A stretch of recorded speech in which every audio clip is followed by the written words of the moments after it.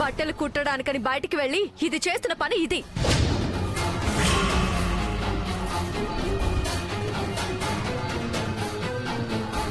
చిన్నాళ్ళు ఇది కుట్టిన కుట్టుడు, సంపాదించిన సంపాదన చాలు. ఈ రోజు నుంచి ఇంట్లోనే పడుండాలి. బయట అడుగు పెడితే కాళ్ళు విరక్కొడతాను. అక్క నోర్బోయ్. అదేదో చెప్తానంటుంది కదే, చెప్పని. అసలెవరే అతను? ఎవడైతే ఏంటమ్మా, ఇంటి పరువు బజార్న పడేయడానికి. అక్క నేనే పరువు తీసే పని చేయలేదు. ఇంతకన్నా ఇంకేం చేయాలి? కార్లో ఊరేగడం, షాప్లోనే షర్ట్లు మార్పించడం చిన్న విషయాలా ఇవి? మిమ్మల్ని చూస్తే ఎవరైనా చెప్తారు మీరు ఎంత దూరం వెళ్ళిపోయారో.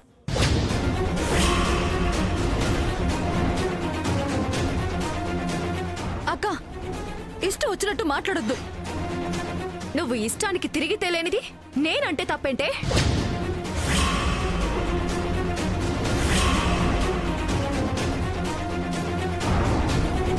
అదేదో నేను చూశాను కాబట్టి సరిపోయింది. అదే కాలనీలో ఎవరైనా చూసుంటే?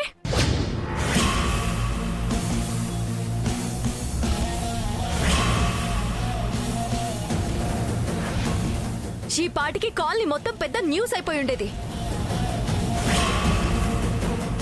కరణ్ నారాయణ కూతురు ఎవరితోనో తిరుగుతోంది, దారి తప్పుతుంది అంటే మోహన్ చూపించుకోలేక నాన్న ఊరేసుకుని చేస్తారే. అక్క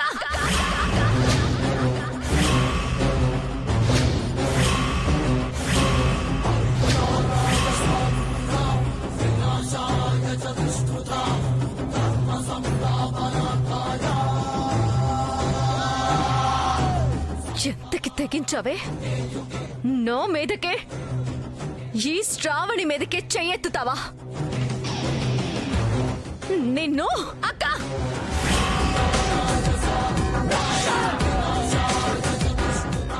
నాకు చెయ్యుంది, నీకు చెంప ఉంది.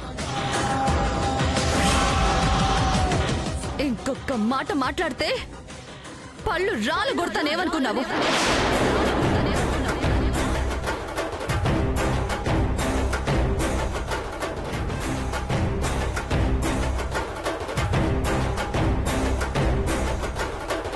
అమ్మా చూసావా నీ కూతుర్ని? నానా చూసావా? ఏమన్నా కుక్కిన పేర్లా పాడుండేది. నా మాటికి ఎదురు చెప్పడమే కాకుండా నా మీద చేయెత్తిందంటే నా అనుమానం నిజమే నానా. వాడికి దీనికి మధ్య ఏదో సంబంధం ఉంది. వాడి దన్ను చూసుకునే ఇది ఇంతలా రెచ్చిపోతుంది. అవును ఉంది. అయితే ఏంటి ఇప్పుడు? నీకేంటి ప్రాబ్లం?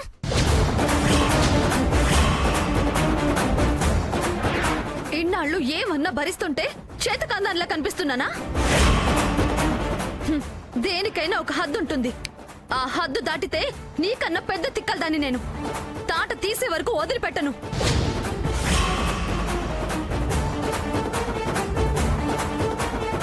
అయినా నా జీవితం నా ఇష్టం. నీకేం అధికారం ఉందని మాట్లాడుతున్నావు?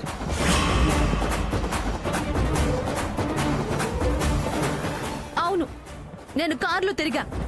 ఆ షాప్ కి తీసుకువెళ్లి షర్ట్ కుట్టి నా చేతులతో నేనే తొడిగా.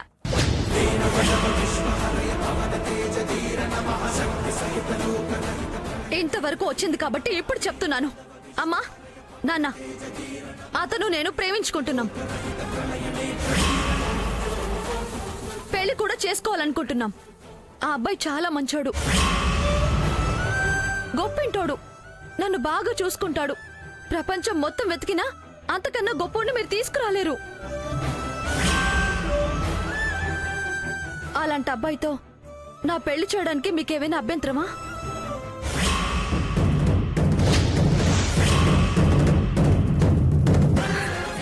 అబ్బాయి మంచివాడని నువ్వంత ఖచ్చితంగా చెప్తుంటే కాదనడానికేముందమ్మా. మీ నాన్నైనా నేనైనా నీకు మంచి సంబంధమే కదా చూడాలనుకున్నావు. అబ్బాయి వాళ్ళని ఓసారి ఇంటికి రమ్మ. అక్క అమ్మా శ్రావణి,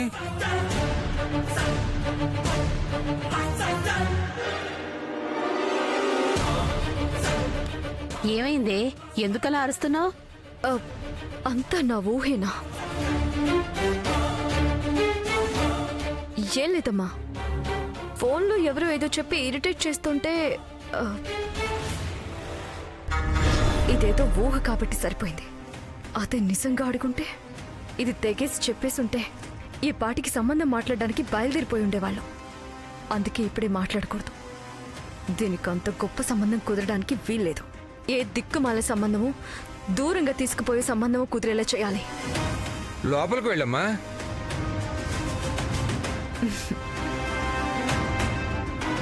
నీ ఫోన్ పోయిందన్నావు కదా, ఈ ఫోన్ ఎక్కడిదే? పోయిందే, దొరికిందక్క. నేను ఏదైతే ఊహించుకున్నానో సరిగ్గా ఇది కూడా అదే సమాధానం చెప్తోంది. నో డౌట్ ఇది ఆ బెంచ్ కారుడు కొనిచ్చింది. చూద్దాం వాడెవడో ఏం జరుగుతుందో. మొత్తం తేలేక ఏం చేయాలో, ఎలా దీని మెడలు వంచాలో అప్పుడు ఆలోచిద్దాం.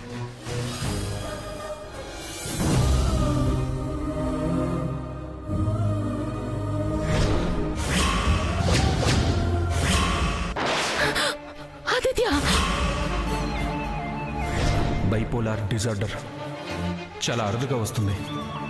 కోపం వస్తే ఎలా ప్రవర్తిస్తారో వాళ్ళకే తెలీదు. సమయానికి కంట్రోల్ చేయలేకపోతే ప్రాణాలకు కూడా ప్రమాదం ఉంది కదా. అక్కడ కారు దగ్గర నన్ను ఎన్ని మాటలందో తెలుసా? నేను కోపం తగ్గించుకోవాలంట, ఇంకా మంచిగా ఉండాలంట. ఇంకొకసారి మళ్ళీ ఏమైనా చెప్తే మాత్రం అస్సలు ఊరుకోను.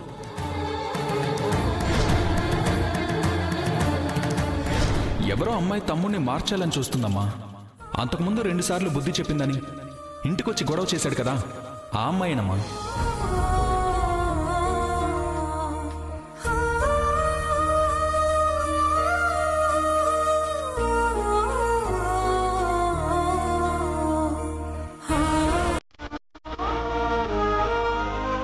అమ్మా, ఆకలేస్తుందమ్మా. రా నాన్న, కూర్చో.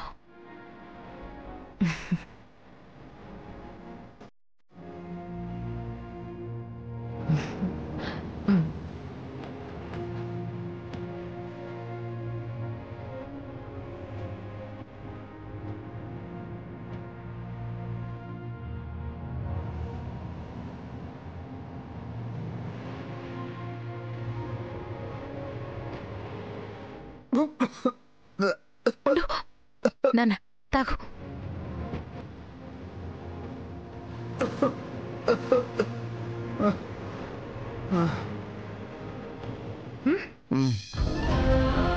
ఆ అమ్మాయి ఎవరో గాని నిజంగా నా బిడ్డ మనసుని అర్థం చేసుకునేదే అయితే తనే నా రెండో కోడలిగా రావాలి.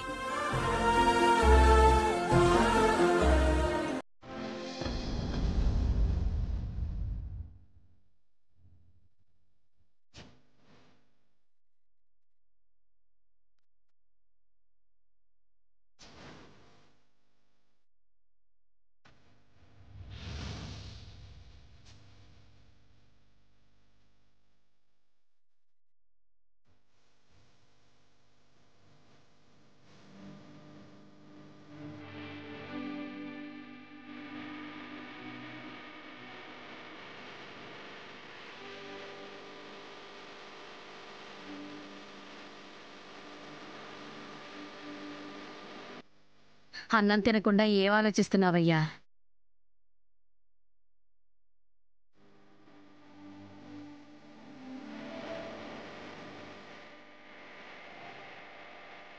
అన్నం తినకుండా ఏం ఆలోచిస్తున్నావయ్యా? ఏమీ లేదు గోదారి, భూపతి వాళ్ళ అమ్మాయి పెళ్లి కబురు చెప్పడానికి వచ్చాడు కదా. ఇంకా 4 రోజుల తర్వాత కదయ్యా, ఇప్పుడే దాని గురించి ఆలోచన ఎందుకు? నేను ఆలోచిస్తుంది ఆ పెళ్లి గురించి కాదే, నా పిల్లల పెళ్ళిళ్ళు ఎప్పుడు చేస్తానా అని.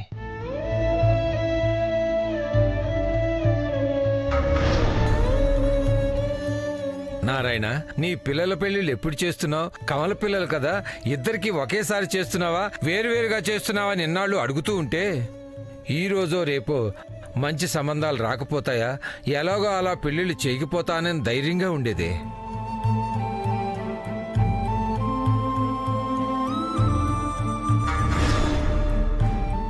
కానీ ఇప్పుడు నా ఆరోగ్య పరిస్థితి చూస్తుంటే అంతంత మాత్రంగా ఉంది. 2 పిల్లల పెళ్లిళ్ళు చేయటం అటుంచితే కనీసం ఒక బిడ్డ పెళ్ళైనా చేయగలుగుతానా అని భయమేస్తోందే గోదారి.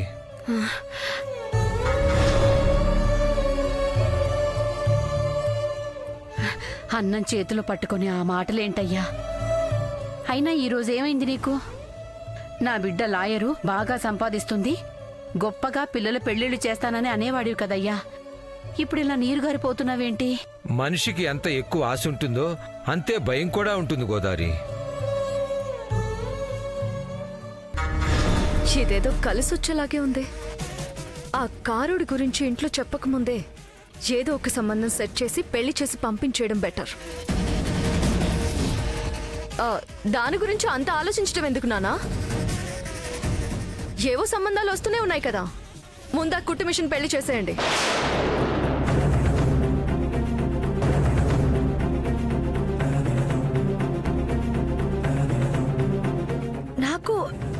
నాకు పెళ్ళా?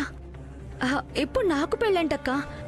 అయినా పెద్దదానివి నువ్వుండగా చిన్నదాన్ని నాకు పెళ్ళేంటక్క? పెద్దదాన్నా? ఎన్నేళ్ళు పెద్దదాన్నే? 10 సంవత్సరాలా 25 సంవత్సరాలా? నీకు నాకు 2 నిమిషాలే తేడా, అంతే. ఆ మాత్రం దానికి నాకే ముందు పెళ్లి చేసేయాలనేం లేదుగా. అది కాదక్క. నువ్వింకేం మాట్లాడుకో. అయినా నేను ఇప్పుడిప్పుడే కెరియర్లో పైకి వస్తున్నాను. ఇప్పుడే పెళ్లి పిల్లలు అంటే నా కెరీర్కి ఆటంకం కదా.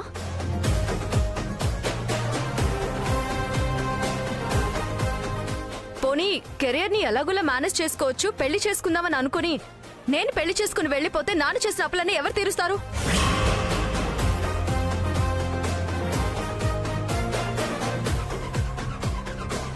పోనీ నువ్వు నీ కుట్టు మిషన్ రాత్రి పగలు తొక్కి అప్పులన్నీ తీరుస్తావనే అనుకుందాం. ఇప్పుడు వెంటనే పెళ్లి చేయాలంటే నా చదువుకి నా స్థాయికి తగ్గ సంబంధాలు ఇప్పటికిప్పుడు దొరుకుతాయా? ఏనానా? ఎక్కడ దొరుకుతారమ్మా? బాగా చదువుకున్నాడు, స్థిరపడినాడు, నీకు అన్ని విధాలుగా సరిపోయేవాడు, అన్నీ చూడాలి కదమ్మా. అదే దీనికైతే దీని చదువుకి చేసే పనికి తగ్గట్టు ఏదో ఒక సంబంధం కుదిరిపోతుంది.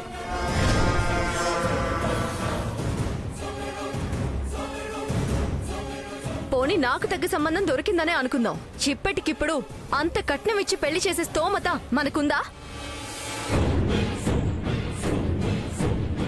అదే కొద్ది రోజులు ఆగితే ఆ డబ్బు నేనే సంపాదించుకుంటాను. అప్పుడు ఏ బాధ ఉండదు. అందుకే ముందు దాన్ని పెళ్లి చేసేద్దాం.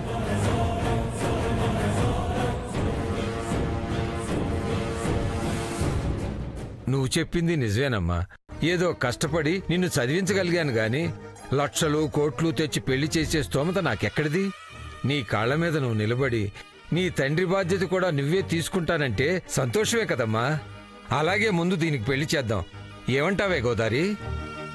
అనడానికే ఉందయ్యా. బిడ్డకి పెళ్లి చేస్తానంటే ఏ తల్లి కాదంటుంది?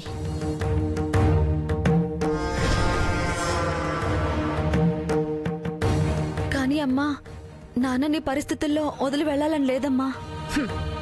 అసలు వదిలి వెళ్లాలని లేదా, లేక ఇంట్లో చూసే పెళ్లి చేసుకోవాలని లేదా?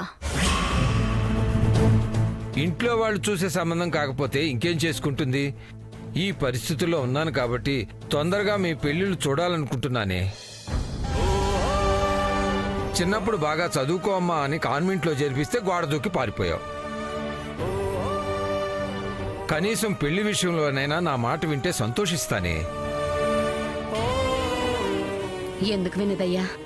పెళ్ళనేసరికి ఒక్కసారిగా మనల్ని వదిలేసి వెళ్ళిపోవాలన్న బెంగతో అలా అంటోందంతే. ముందైతే మంచి సంబంధాలు చూడయ్యా. ఈ మధ్య వేరే వాళ్ళు అడిగారే, మంచి రోజు చూసి పెళ్లి చూపులకి రమ్మని చెప్తాను. అలాగేనయ్యా, నువ్వు ముందు అన్నం తిను.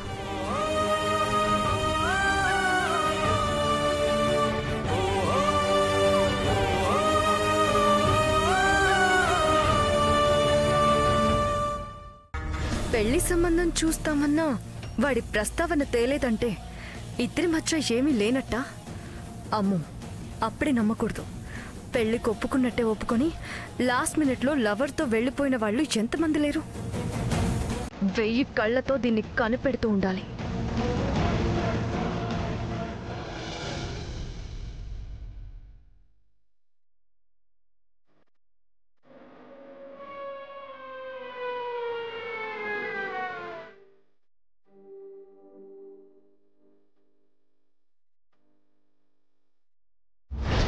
కొద్ది రోజులు జాబ్ కూడా మానేసి పూర్తిగా విశ్రాంతి తీసుకుంటే చాలా మంచిది. మీ నాన్నకి హై వోల్టేజ్ షాక్ కొట్టడం వల్ల నర్వస్ సిస్టమ్ మీద బాగా ఎఫెక్ట్ చూపించింది.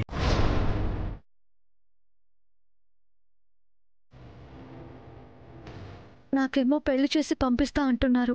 డాక్టర్ ఏమో నాన్నని ఉద్యోగమే చేయొద్దన్నారు. ఇటు నాన్నకి ఉద్యోగము లేక నేను పెళ్లి చేసుకుని వెళ్ళిపోతే ఇంటి దగ్గర ఎలా? నేను లేకపోతే ఏమవుతుందని నాన్న అక్క చాలా తేలిగ్గా తీసి పారేస్తున్నారు. కానీ నాన్నకి చాలా ఇబ్బంది అయిపోతుంది. అవసరాలు ఆగవు. నాన్న ఇంకా కష్టపడతారు. అలా జరగడానికి వెళ్ళలేదు. నాన్నకేం కాకూడదు.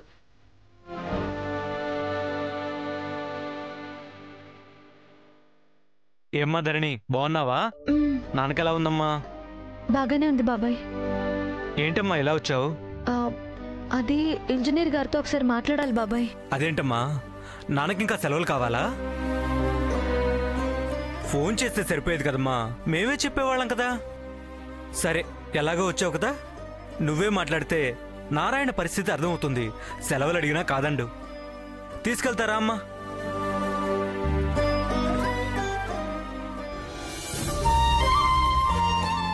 సార్, మన కరణ్ నారాయణ షాక్ కొట్టి పడిపోయాడు కదా, వాళ్ళ అమ్మాయి మీతో మాట్లాడాలని వచ్చింది. కూర్చోమ్మను. కూర్చోమ్మా. నమస్కారం సార్. నమస్తే, చెప్పమ్మా. సార్, మా నాన్న ఆరోగ్యం ఏం బాగోలేదు సార్.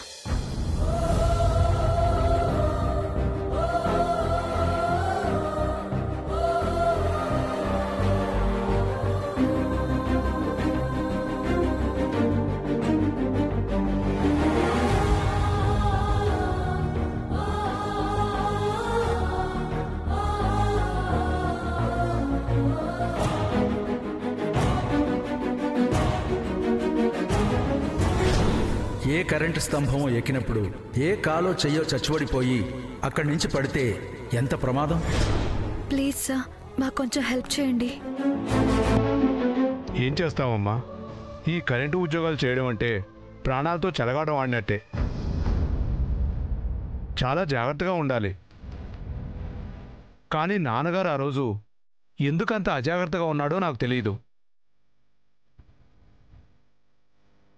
సర్లేమ్మా, జరిగిపోయింది వెనక్కి తీసుకురాలేంగా. ఇప్పుడు నేనేం చేయాలో చెప్పు. అదే సార్, మళ్ళీ కరెంటు స్తంభం ఎక్కొద్దని డాక్టర్ చెప్పారు కదా. పైగా ఎండలు కూడా బాగా ఎక్కువగా ఉన్నాయి. అందుకని ఆఫీస్లోనే నీడ పట్టును చేసే పనేదైనా ఇవ్వగలరేమోనని అడగడానికి వచ్చాను సార్. అవును, నా కూతురు లాయర్ చదువుతుందనే ఎప్పుడు నారాయణ చెప్తుంటాడు. అది నువ్వేనా? కాదు సార్, తను మా అక్క. నేను కుట్టు మిషన్ కుడుతూ ఉంటాను సార్. తను మీ అక్క, నువ్వు కుట్టు మిషన్ కుడుతుంటావా? అవును సార్. సరే, అయితే ఒక విషయం అడుగుతాను, చెప్పు. సరే. నువ్వు మీ అక్క కోట్ వేసుకొని కోర్టుకు వెళ్ళగలవా? రెండు కాళ్లతోనే తొక్కుతున్నాం కదా అని కుట్టు మిషను కోర్టు మెట్లు ఎప్పటికీ ఒకటైపోవు. లేదు సార్, మా అక్క బాగా చదువుకుంది, బాగా కష్టపడి లాయర్ అయింది. కోర్టు వేసుకున్నంత మాత్రాన నేను కోర్టుకి వెళ్ళగలనా? మా అక్కనైపోతానా? కదా, మరి 10th ఫెయిల్ అయిన మీ నాన్నకి కరెంటు స్తంభాలెక్కే ఉద్యోగం కాకుండా ఆఫీసులో అది ఫ్యాన్ కింద కూర్చునే ఉద్యోగం ఎలా వస్తుందమ్మా?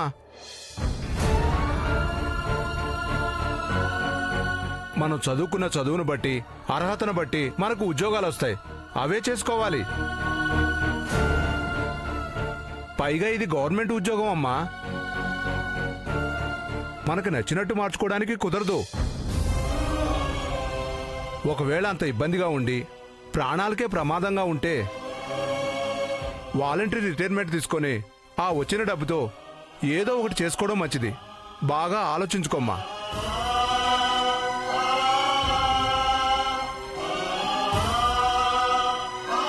సరే సార్, నేను వస్తాను సార్.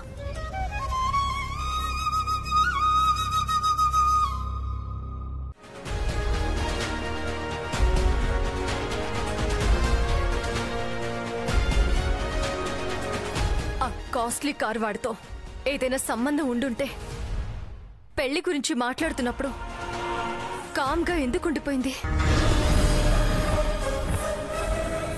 అంటే నిజంగా వాళ్ళిద్దరి మధ్య ఏమీ లేదా? నేనే పొరపాటు పడుతున్నానా? నో, ఈ కుట్టు మిషన్ని అంత తక్కువ అంచనా వేయకూడదు. అస్సలు ఛాన్స్ తీసుకోకూడదు. నాకు కావాల్సింది అదే దిక్కుమాలను పెళ్లి చేసుకొని నా ప్రపంచానికి దూరంగా వెళ్ళిపోవడం. ఈ ఊపులోనే దాని పెళ్లి కుదిరిపోవాలి. హలో